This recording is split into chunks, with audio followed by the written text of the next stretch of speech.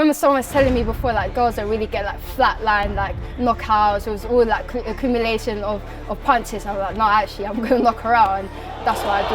I think the fight's going to be an exciting fight for the fans. There's definitely going to be a finish. I'm definitely going to finish Julian Lopez.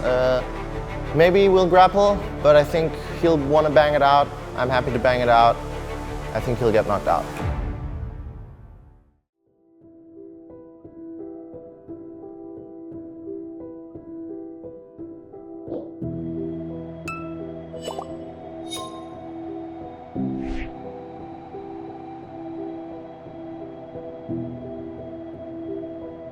My name is Shanelle Dyer, I'm 5'0", and I'm fighting in the flyweight playoff division.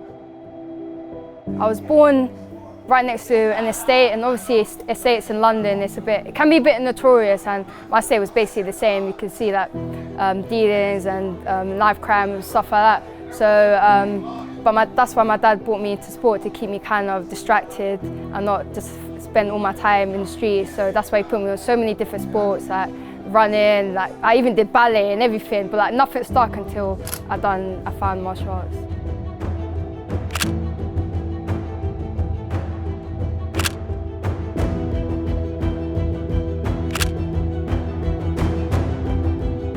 I dabbled a bit in football. Like everyone that grows up in the UK wants to be a footballer. Like, so I did a bit of football. Obviously, my dad was a football coach at the time, so I've done football and mixed martial arts. But it was always like hobbies for me. Like, I did it because I enjoy it, and I still do mixed martial arts right now. But I never thought it would be a career. I just did it because of my friends, and I love traveling. I love everything about it.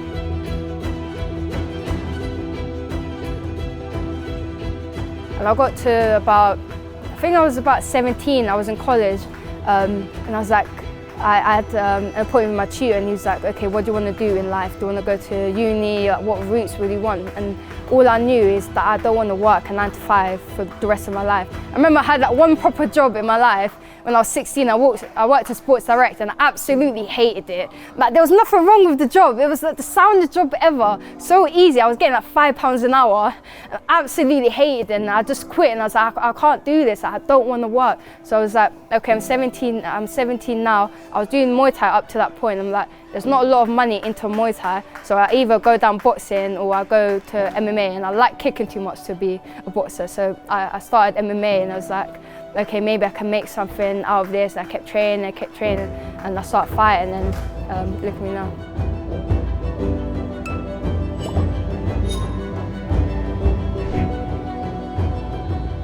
Whenever I walk through the doors in GB Top Team, I'm inspired every single day. Like, everyone says like, who's your inspiration, and people can say like Ngannou or like AJ or like people like that, but you only see them on their best days. You only see them on the days they want you to see. But when I come through the doors in GB Top Team, I see like big fighters in the final of Simon Powell on their worst days and their best days. So that inspires me, because I see them fight, and I know what the work they put in to get to that point, and I'm like, okay, he fights in PFL, he fights in Bellator, I want to be like you one day. I remember like the whole of last year, I'm looking at Sim, he's doing the tournament, I'm like, that's going to be me next year. Like, I'm looking at what he's doing, how he's approaching things, I'm like, and that's what you need. That MMA can be a lonely sport, but if you're surrounded by the right people, it doesn't have to be a lonely sport.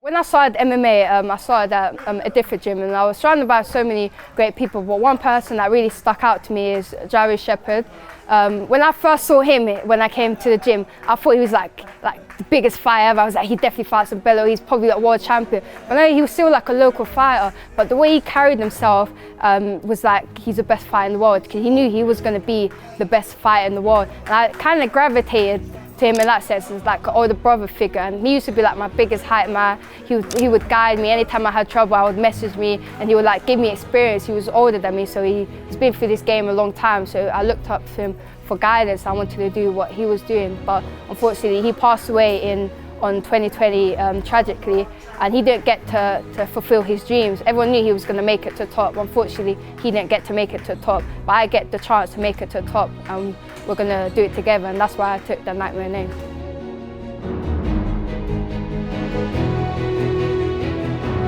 We used to talk about this. We used to talk about fighting in big stadiums, like sold-out arenas, fighting for like world titles and fighting the best fighters.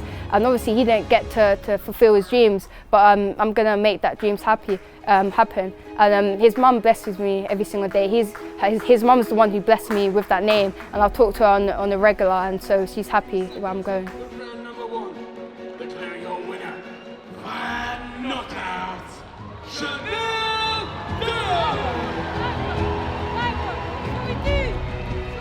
The thing about MMA, you have to give it your 100%, but you can't make it take over your whole life. It's a stressful sport, and if you're just thinking about it 24/7, you can literally go insane, and it can give you a lot of like mental problems in that aspect.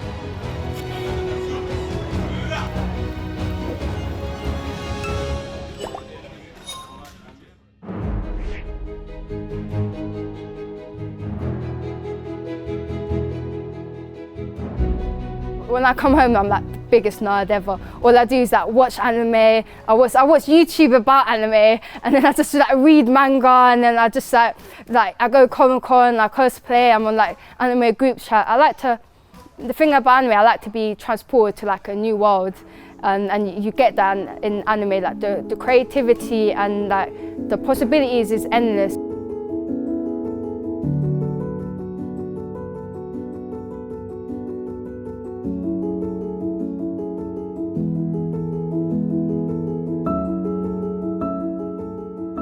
My favourite anime, I have to say Naruto, because like, that's like the first anime I ever watched was Naruto. And I remember when I was younger, when I grew older, I wanted to be a real life ninja. And like the closest thing you can get to be a real life ninja is fighting. I remember like in the playground, me and my friend used to like play fight, try to be ninja. Like you can even see in some of my fights, I think it was my Aries fight last year, I like flying kicked her in the face. And everyone was messaging me after like, when did you learn this? You've never drilled this, when did you learn this? I was like, I watched in the anime like 2 weeks before.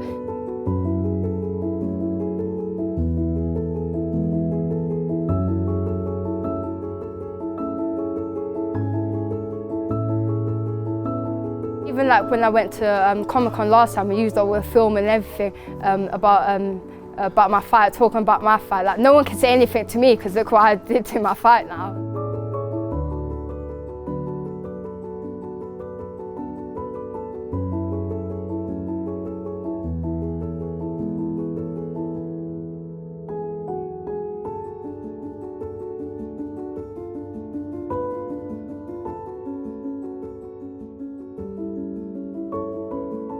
I think the next generation is taking over PFL. Like we're coming with different styles. All our styles is exciting.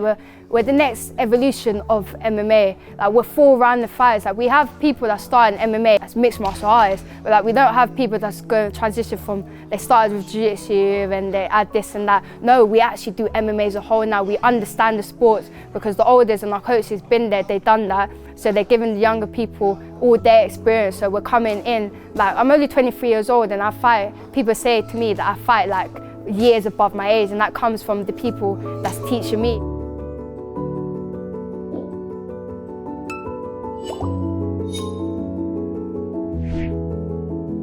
I think the Scottish crowd, that a lot of people say in the Scottish, they just like a fight. Like if it's an exciting fight, they will get behind you, and every single one of my fights are exciting fights, regardless. Win, lose or draw, I don't lose a lot, but even my losses are exciting fights. And I think that the Scottish people will appreciate that and they will get behind me. Every time I fight in different countries, I leave a statement. Every time I fought in France, I leave a statement. I fought in Ireland, leave a statement. Different countries, I leave a statement. And I'm going to do that September 28th. That is close security now in a second. These two ladies are dangerous.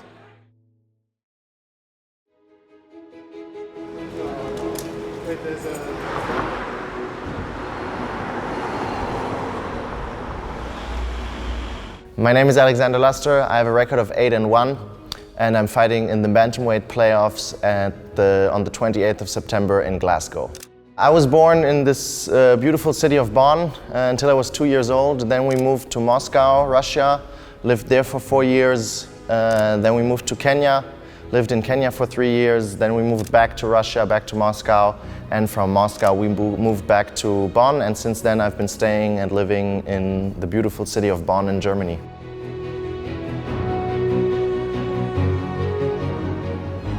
also my friends. In the beginning I was like the Russian dude. At that point I just finished my school and I signed in at the university, actually here in Bonn, for a law degree and started studying law.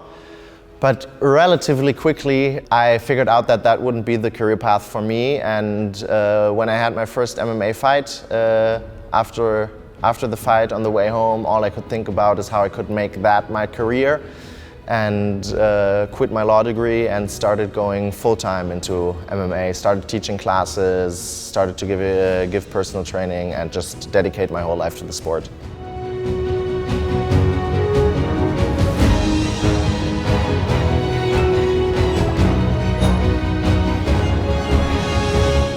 Definitely had a lot of pushback from my family, my parents. More so my mother than my father. My father boxed when he was younger, so he could understand the fascination for the fighting sports. But obviously they would have preferred me doing my law degree and focusing on like getting a real job than just fighting.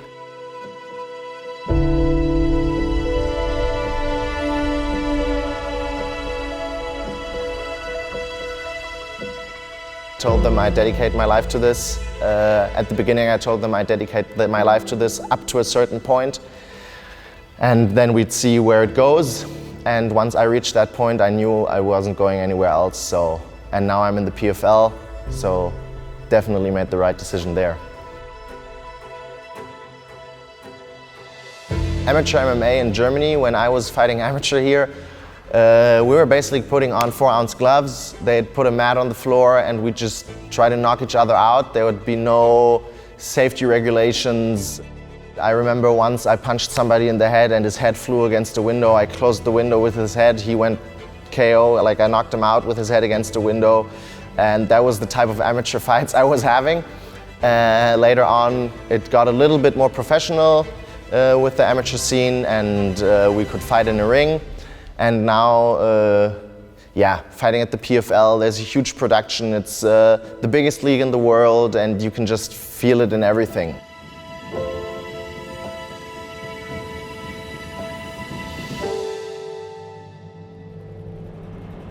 For me, it's huge to have reached this stage, but I'm not content at all. I'm just one step closer to my goal, and we're working hard every day to reach the ultimate goal, which will be world champion at PFL, and I'm sure we'll get there, but to reach this stage we're at right now was already huge. If you look at the difference between just putting on 4-ounce gloves and fighting somebody in a shed somewhere in Germany, to flying out to Newcastle, to Glasgow, and perform in front of thousands of people.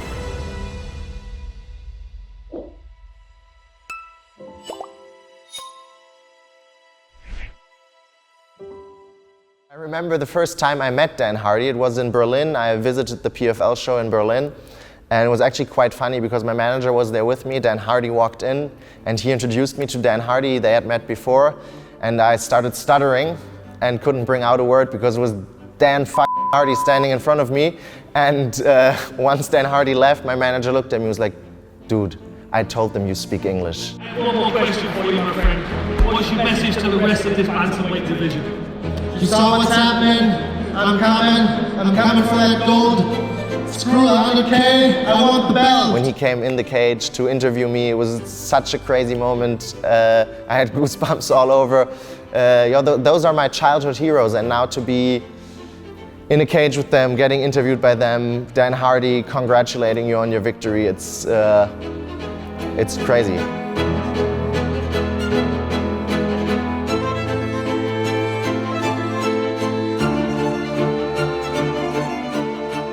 There's now fighters coming into the sport that they don't have to fit the mold anymore. Like also with social media, with like the marketing work you do, you can reach an audience which you before couldn't reach. Like you had to be very specific to the MMA audience, and now the MMA audience is everybody. Everybody enjoys MMA, and there's nerds sitting at home watching MMA, and they also like Pokemon. They also like to go to the Comic-Con, like Shanelle Dyer. So You'll find your fan base. You don't have to act out something you're not, and people are realizing that. I don't need to act like the tough guy. And for me, that was also one thing I loved about MMA. I don't have to act like the tough guy. You have a problem with me, let's fight it out.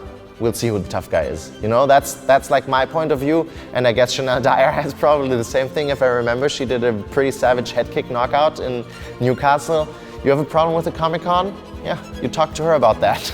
See how that goes for you. One shot, one kill, that's how we do, and it's a good one too. Yeah, Pokemon is something I grew up with. I always had the red edition, and my brother had the blue edition. That's where we started out. And it's actually funny because Pokemon is something I grew up with, what I enjoyed my whole life. I still enjoy it very much. I still play like the new Pokemon games if they come out. Sometimes I play a little bit of Pokemon Go too. Guilty of that. What I think is funny about it, Pokemon is all about fighting. It's about training and fighting. It's something like when I was a kid, I took my Charmander and I walked through the high weeds and I grinded that guy up until he was a Charizard. And now I'm doing the same, I'm just doing it with myself. So my coach is my trainer and I'm the Pokemon now, but I can definitely associate myself with that and I have no problem being the Pokemon. He tells me what attack I should do, I grind that up and then we go and we perform in the cage. And yeah, so I feel there's a connection between MMA and Pokemon.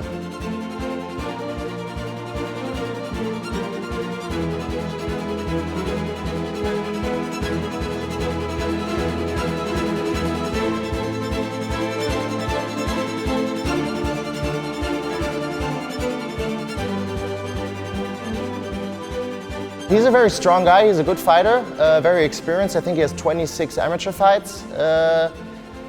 He's very physically strong, he has a lot of punching power, he's also physically strong in the grappling, like his guillotine is super tight, you could see that in the fight. I think he choked out other fighters too with that.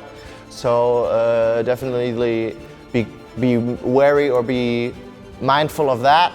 But I think I'm just going to be technically a little bit sounder wherever the fight goes. I think I strike better, I think I grapple better, I think I wrestle better, and I'm sure I'm going to finish him.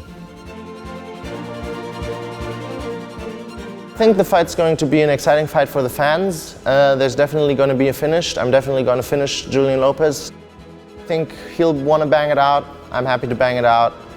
I think he'll get knocked out. Switching to the short choke, now back to a rear naked. That's a tight squeeze. Arabili with the tap. Alexander Luster in 2 minutes. At the end of the year, I'll be a European champion, and then next year, if the PFL chooses to do a bantamweight division, which I hope very much, I'll be a world champion end of next year and a millionaire by that.